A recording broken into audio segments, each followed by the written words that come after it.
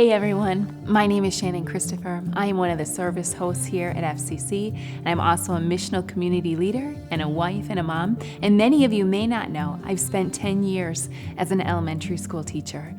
I want to take a moment to encourage parents in this challenging season. If you are a parent of a student, your child's classroom has been brought into your living room, and for some of you with little ones, even right into your laps. Not only is it incredibly difficult to try to navigate the full-time responsibility of educating at home, but it is also so disheartening to experience all of the unexpected limitations being placed on our children's education. No matter what your school system was before COVID-19, public school, private or charter school, or homeschooling, we all want so much more for our children. We want for them to be learning through a variety of relationships, experiences, resources, and opportunities. You may be struggling to provide time, technology, or simply enough patience and energy for educating your children at home in this season.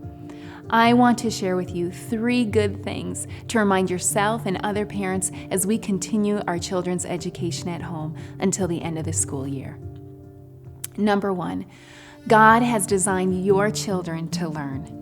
Psalm 139 tells us that our children are fearfully and wonderfully made. Learning is a built-in function that begins with virtually 0 effort on our part from the moment that they are born.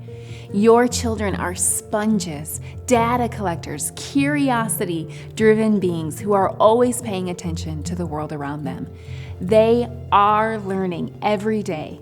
They're learning from our attitudes and from how we're solving problems together.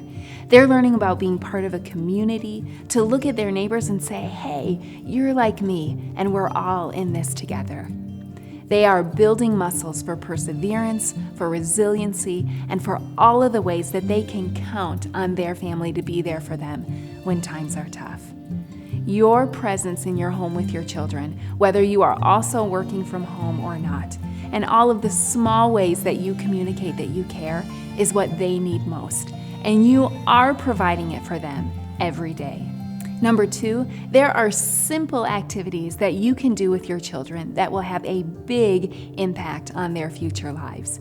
Maybe school didn't go so well today, and that's okay. Read a book, make a meal together, teach a new chore.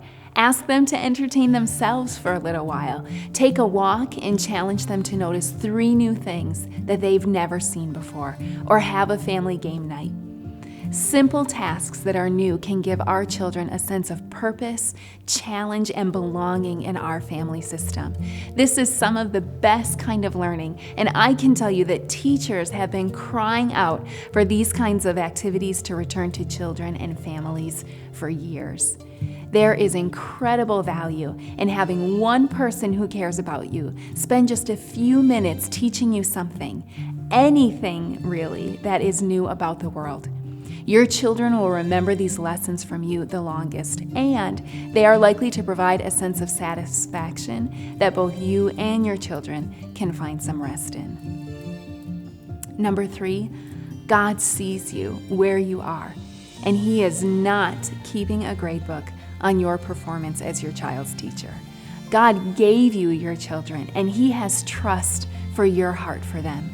There is nothing new under the sun, and God gives all of us a lifetime to learn about and explore the world that He has made. COVID-19 is only for a season, and God is not deterred from the plans that He has for you or your children's lives. Be encouraged, friends. Despite all of the uncertainty that our days are bringing us, there is incredible meaning in the way that you and your family are figuring it out together.